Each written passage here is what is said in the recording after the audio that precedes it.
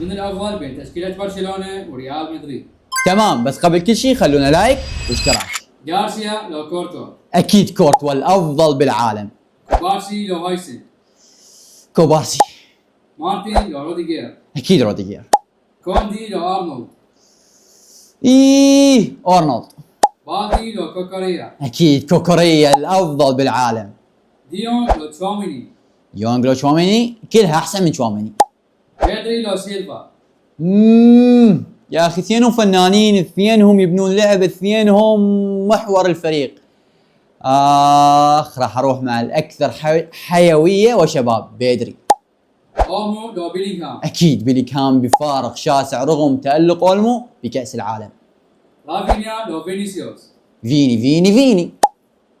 يامان لو ديوميندي؟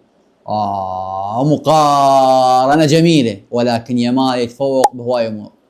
جوردن لو امبابي؟ عمي لا سولف، هو واحد احسن من مبابي.